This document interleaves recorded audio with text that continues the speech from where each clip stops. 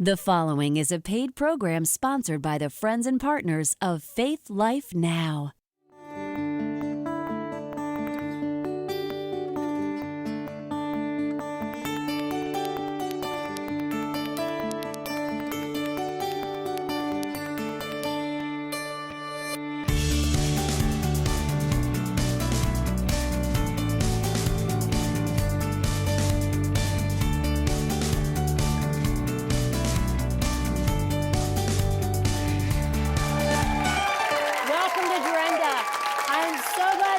With me today. You know, my heart is that you would live more of what matters in your life.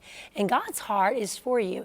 He says he looks at the heart, not at the outward things in our lives, but the inward things. And that's the things we want to get to in this program, the matters of the heart. And today with me, talking today with me is Dr. Loretta Long. She is probably best known as Susan. You know her from Sesame Street. For 40-something years, she's been with Sesame Street. And her faith has been a huge part of what she's done. She's also currently writing a book called My Best Friends Call Me Susan. Would you welcome to the program Dr. Loretta Long? Good to have you.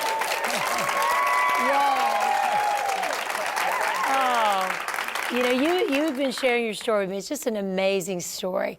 You were a little girl growing up in Michigan, right? Right. On a farm. Right. You said you were picking cucumbers, right? Oh, my daddy found out he could get free cucumber seed from the canning factory. So he put in 20 acres of cucumbers. Wow. Then got in his car and drove off to his day job. Left Mama and the kids to pick the cucumbers. Yeah. So that's how you started out.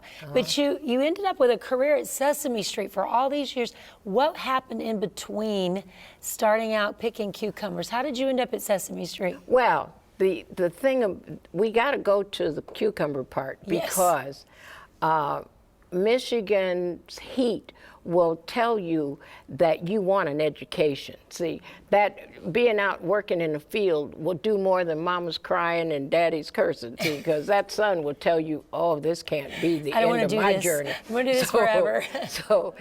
But I would pick the cucumbers, and my parents never closed us down. It's so important to allow your children to dream. I would put my bucket down and go over and say to my mother, you know, I feel special. And my mother said, yeah, you're very special. You're special. And you know, I think I could be a star. And my mother would say, as soon as you get done with the cucumbers, you can go star in the strawberry patch. My mother's so smart. And here's what you do. All the strawberries that you put in those little baskets and can get people to buy, you can keep the money. Well, I first entrepreneurial job. There you go. And she said, you can have a checkered tablecloth and the card table and sell them out in front of the house. Well, I was out there, another opening, another show. And the people would say, see, we used to be colored. See, I'm of a vintage. I've been a lot of different things. Loretta works best for me, though. But anyway, so they would say, let's stop and see what this little colored girl is selling. Another, because I got to buy my own school clothes. So the interesting thing about being out in the field harvesting crops, there are a lot of migrant families there. And we looked just like the other families, except we went in the house at night. You had to hang around till the sun went down to see that we owned that 40 acres. So that was the important thing. Fixing the money thing, we owned that land. So that was, there you go. That was what was Your important. family was thinking right. They were thinking very own the land, entrepreneurial, getting their little girl out there thinking in terms of, I can make money if I sell these and do this, you know. Well, the other thing about entrepreneurial, my great-grandfather, my father's grandfather, was an emancipated slave that came from Kentucky with 15 other families. He was a deacon that allowed people in the pulpit or not. And he let two pastors, one black and one white, read the Homestead Act to the congregation. So great-granddaddy stood up and said, well, this sharecropping sounds like new slavery to me. They're the same old people and they're meaner than they ever were. I'm going to Kansas where I can own my own field. Now, what did the congregation say? What's a Kansas?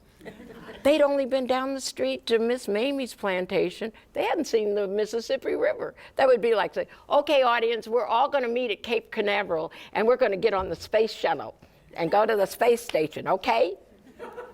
What?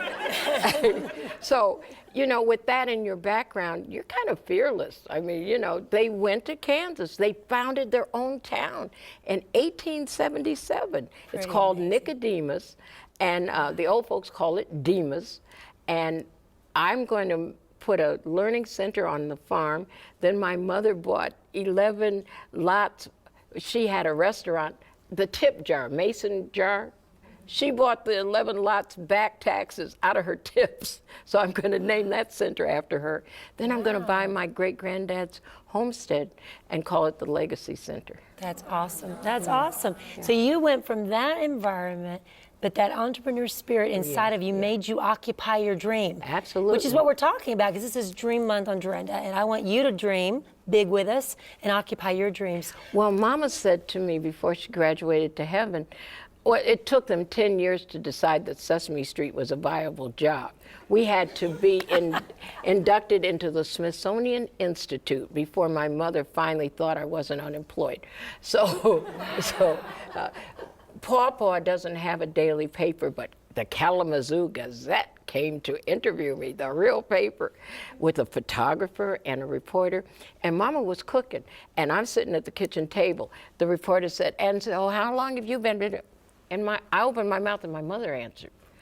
And so, and I opened my mouth. I felt like one of Jim Henson's puppets. I opened my mouth, and this voice came from someplace else.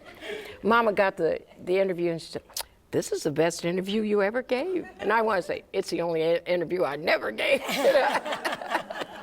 But my little niece went to 4th grade and said, my Aunt Loretta's in an institution. I said to her mother, could you tell her I am an institution, not I'm in an institution? She said, Smithsonian Institution. Never mind, so, you know. But you broke barriers. Look at the barriers you've. What did you think when you realized what you were doing with Sesame Street? How you're impacting all these kids, and it became popular. You started it from the get-go, right? Before we shot the Bob McGrath and Carol Spinney, who's Big Bird, myself, and Will Lieb, God rest his soul, Mr. Hooper. We were the 4 originals that shot the pilot shows. We couldn't show how we were going to teach like a classroom with follow-up with an hour special. So we did a Monday through Friday strip show. So I was hired for 5 days. My first contract was for 5 days. Prior to the show coming on, that was just an experiment that the Carnegie Institution, the Carnegie Fund gave us the money to shoot a feasibility study. Could we teach children from television? We're so used to it now, we don't even realize it. It was very controversial and very experimental. You're a forerunner. Now you're writing a book, which will be coming out soon, about this whole experience. What made you want to write this book? My best friends call me Susan. And what does that mean? Well, I'm kind of slow with it, because at the 35th anniversary, people literally would stop me on the street and tell me their stories. It took me all these years to say, duh, that's a book up in there. you know, and in airports, they wanted to tell me their stories about how the show had impacted them. And I have an earned degree. I have to say that as an actor, because people get honorary degrees. They put that hood on them and they run around the country calling themselves. I earned mine. I'm like that old guy. I did it the original way, you know, and paid for the grad credits. Oh boy. So anyway, I kept hearing these stories, and I said, this is a space-time continuum where my first children are having children. We're on our 2nd generation. We should document this. So that's how. Definitely. And it's so funny, because I have the doctorate, and people are interested in the way Sesame Street teaches diversity to very young children. I do a lot of guesting at universities, and the young faculty always come to pick me up. They're all corporated up, and they got their sign, Dr. Loretta Long. As soon as I come through the gate, they go, can I call you Susan? I said, could you call me Dr. Susan so I can get paid? You know, they didn't hire Susan. When we come back, Dr. Loretta Long, Susan, is going to be sharing with you how you can occupy your dream. Stay with us.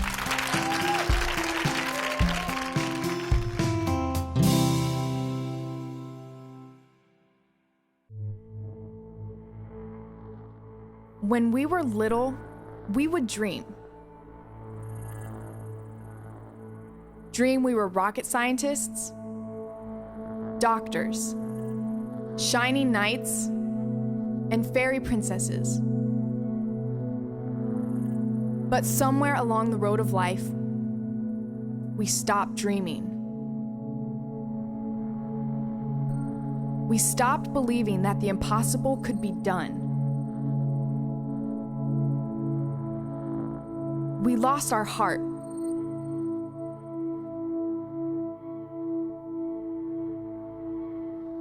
A small voice inside of us did its best to keep the embers burning,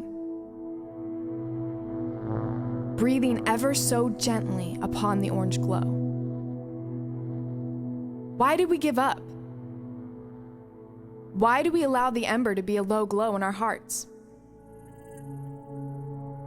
The first place we lose our dreams is in our own thinking. We give up living the life God intended for us to have, what He created us to do and achieve. It's never too late to go after your God-given destiny. Now is the time to act. Now is the time to grow. Right where you're at. Drenda wants to help you hope and dream with God. Go to Drenda.com to get your free download, Get Dreams, Past Obstacles and Moving Forward from the book She Gets It. Visit Drenda.com right now. We're back with Dr. Loretta Long. We all know her as Susan. Her best friends call her Susan, as the title of your book. Dr. Loretta, we want to get some audience questions about occupying your dream. But first, I want to ask you, how do you get to Sesame Street? Practice. Yeah. Hard work and practice, Hard work right? and practice. Don't give up.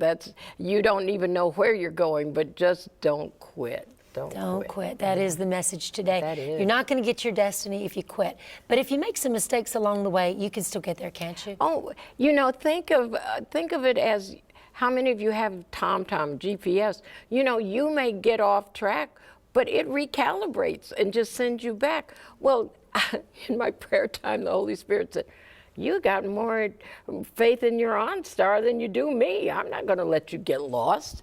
You know, just keep going. That's good. So many times we think if we have a failure, a setback, it's over. It's not over. That's just It's not a over lesson. until you quit. That's right. It's a lesson we learn, and we can move in the right direction now. Oh, there's Bill Purvis, that preacher that says, when life knocks you down and it's going to pick up something while you're down there. You know? That's so good. That's a big That's good. We want to teach you how to occupy your dream, and you've lived your dream. You want to be that performer from the time you're little girl. Well, my mother said to me after she decided that this was a real job, she said to me, "You're living your dream, aren't you, baby?" And I said, "Yes, ma'am, I am." And that's when I started talking about occupying your dream. Yeah. Good. Well, we want you to occupy your dream. So we're going to take some audience questions right now. If someone has a question. My question for you, as a young woman of today, while you were on set during Sesame Street, did you have any things that you did just to release your faith or show an example to the cast members or anything? I'm not a street preacher. I believe if your life doesn't testify for you, you need to be quiet, because that's bad. That's bad news. Yeah. However, the cast and crew know I'm a woman of faith, number one. They know I go to a church that prays. So consequently, they come to me with prayer requests. And they're so secretive, you'd think we were doing a drug deal. Could you meet me over by the water cooler after the break? You know, and then the prayer requests are all scrunched up, shake my head. I was like, what are you doing? And then I get back to my brother's going to court tomorrow. Could you pray for him? So people know if you're a person of prayer, but I don't walk around with the big pulpit Bible beating people over the head or anything. I feel like if your life doesn't show your faith, you need to be quiet and work on yourself. That's good. But you did have a lot of people that got prayer from you, and you're an example today. All right, another question. Someone else. Hi there. Hi. My question is, how did you get from picking cucumbers to getting to try out to be on Sesame Street? How did they find you, or how did you find them? Well, you had to grow up first. I was picking cucumbers at 7 years old.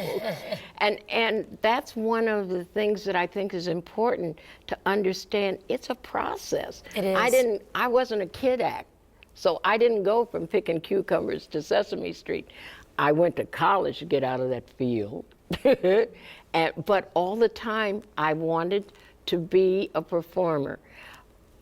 See, this doesn't work for black parents. Mommy, I'm going to be in the theater, and I may never work. They want to know what you're going to be when you come out, you know. So I took education courses, but I took all my dance classes, all my theater as electives. So I was working on my dream and working on my parents' dream too. They loved education so much. I'm sure they fed it to me. You're going to go to college, and I'm sitting in the high chair, you know. So at our house, going to school was not an option. Where could you afford to go? So that, and if you brought the wrong young man home, my mother had 3 questions. So where are you going to school when you graduate? Well, I don't like school too much. Wrong answer. And she'd give him 2 more times. Well, what does your father think about you not one? I don't know who my daddy is. Wrong answer. And my mother was part Cherokee, and we called her Pocahontas. I'm Cherokee. And she'd start looking out the corner of her eye. Only the family knew she was looking at you. She appeared to be looking down, but she's looking at you. Don't bring this turkey up in here again. I'm going to be nice to him today, but you bring him up here at his own risk. You know? Isn't it funny? Moms have that look. They don't have to say anything. You know, they can just kind of give you that look, and you already know exactly. You know. And then Grandma, show me your friends, I'll tell you your future. So you know, they helped us keep our dreams on track. So, all right, I go to college. I substituted in a junior high, so I would be free to go on audition. See, most people do not sub if they can help it, and they sure enough don't sub in the junior high if they can help it.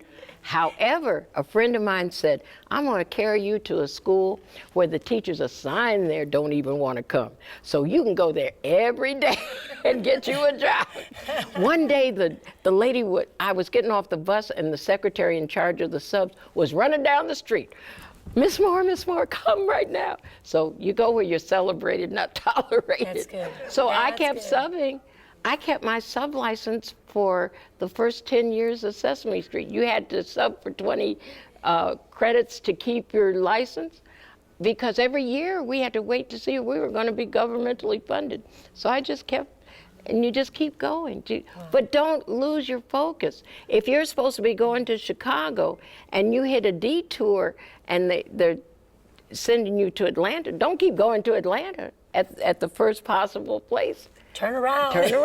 Yeah. All right, another question. I was wondering, it was something that you said about children, and they play with the dolls, or, you know, you can identify the different things that are dreams that they are planted with. They're born with these dreams. They're giftings. Are there things that you can look for to just identify just different things? Watch them. You know, the thing about a child, train up a child in the way they should go, we always think that's a disciplined scripture, but they're talking about their natural bent. Train them up in the way they should go. I had a niece that always wanted paper, and she didn't want a pencil. She wanted a pen. She thought she could write. So, you know, she would just write and then bring it to me to read it. But see, that's what you do. And she's a writer. So you observe them. I was a spokesperson for a toy company, and the toys for pre-K had a lot of applications on the toy. And I said to grandparents are the best because they listen to you. I said, Grandma, we're going to put the kids and the toys in this little corral, and we're going to sit here and watch them play. And one little girl would only play the application to play the music. Do, do, do, do, do. Another little kid would just do the manipulatives. Same toy. See, you watch them, they'll show you who they are. And then you encourage that gift. Encourage that, yeah. Yes, all 5 of my children have different giftings. Some of them overlap, but they all are individuals. Just because you're a certain person, your husband's a certain person, doesn't mean your children are going to be the same, does it? At all. They have a gift that God put in them, and that's as a parent, we're to discover that and to support encourage and support that. Support it, yeah. Yes. You should have seen me reading my niece's scribbles. And another thing, you know, using big words. I'm an actor, so, you know, and another thing. You'd think she wrote the Gettysburg Address. Whereas a lot of people would look at that and go, you didn't write anything, that's nothing. You know, instead yes. you played right along, pretended with her, and you built her and encouraged her. As I said, my parents were encouragers. My mother, when I'd say, you know, I think I could be a star. Yeah, she had some place for me to star, all right, right? As soon as you get done with these cucumbers, go to the strawberry patch. And okay, you know. But she taught you hard work. She taught you how to work for a dream. She taught me how to get my dream. I always loved beautiful clothes. So she taught me how to make some money so I could buy some school clothes. And you got what you wanted. You learned the correlation between work, dreaming, and getting what you desire. Unlike my girlfriend, whose father was so old world, he didn't even think girls were supposed to go to school. She got a job at the telephone company, and he went down and picked up her check. Well, she quit. I don't blame her. The sons got sent away to college. She got a job, and he came and picked up her check. Wrong answer. Oh, it's such a joy to talk to you. When we come back, I'm going to give you Mama's 2 cents, and I feel like we've been getting Grandma's 2 cents here too. We're having a good time together. So we'll be right back.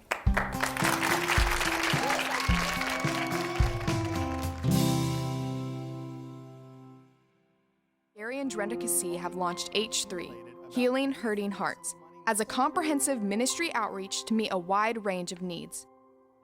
I've always worked with youth for many years, but when I was in a Moldovan orphanage and I saw these little children that looked just like my children, and I saw them without a mom, without a dad, without someone that cared about them, it hit me so in the heart. I can't stop thinking about it. I'll never forget it. And it made me realize there are children right here in our own backyard, right in our own nation, that are in the same situation. We immediately began to work with that organization and help children abroad. But then God opened my eyes to those that are around us, young people that come in and talk about being beaten by a step-parent, being left alone to take care of their younger siblings and try to provide food for them, and that they would leave home, but they don't want to leave their younger brothers and sisters to help them. They're hurting young people all around us. And it's getting more intense, it's getting worse as I see the plight of the family, the brokenness of the family, and dads leaving and moms leaving their children.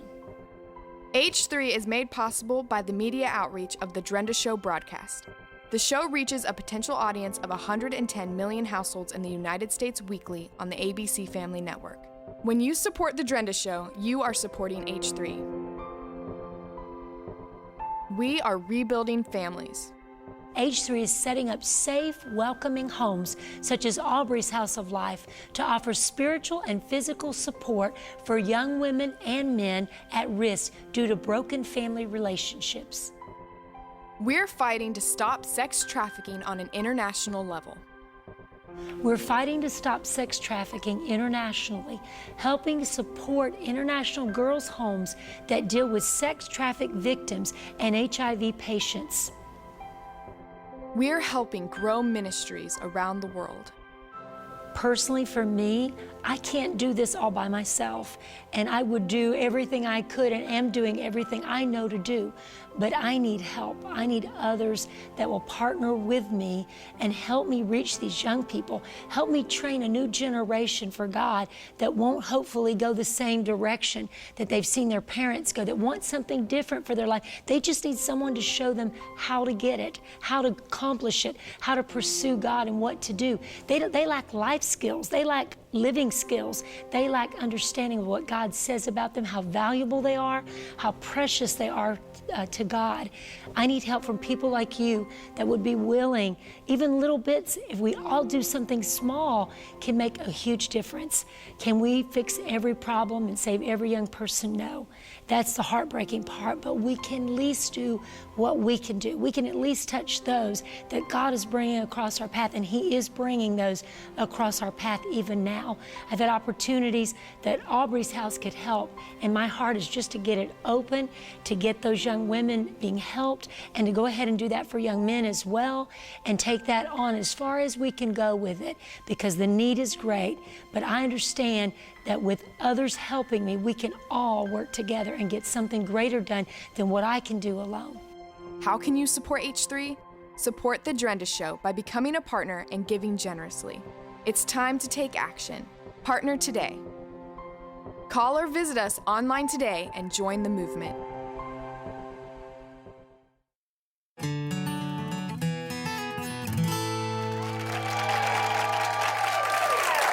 Dr. Loretta, thank you so much for being with us today. You've been such a blessing to us all. I'm going to just give you Mama's 2 cents today. You know, God wants you to see the big picture for your life. And just like Dr. Loretta's been sharing, you can get off track, but God wants you to get back on track. He's got a way to get you back on track. You just have to ask Him.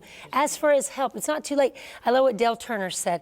Dreams are renewable. No matter what our age or condition, there are still untapped possibilities within us and new beauty waiting to be born.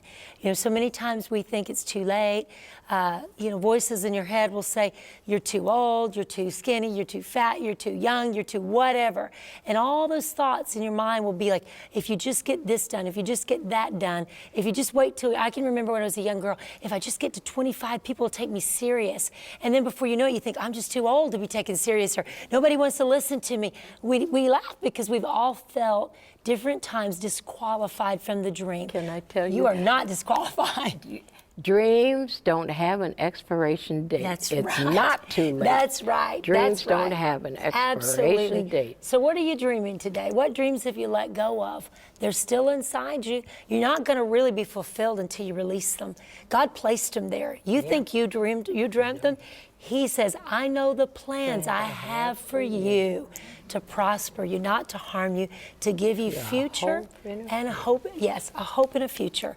That we can hope in God, we can dream with God, and that dream turns into a future, doesn't it? That's right. Moses was 80 when they came and got him. Come on. Oh, I'm going to keep dreaming. I want you to keep dreaming. And today, because I want you to dream, I've got something I've offered for you. Hope you'll get that and let that stir some dreams. It's from my book, She Gets It. And I share about dreams in there, and I share about how to get to your dreams. Hope you'll partake of that. And today for the studio audience, I'm giving you my book, She Gets It, because I want you to get it. I want you to live it. That's what I call it. Get it, live it, and give it. You get a hold of what God has for your life. You begin to live it, and then you give it away. And that is the purpose of life. That is the joy in life. Thanks for joining us today. Have a great day. Hope to see you next time.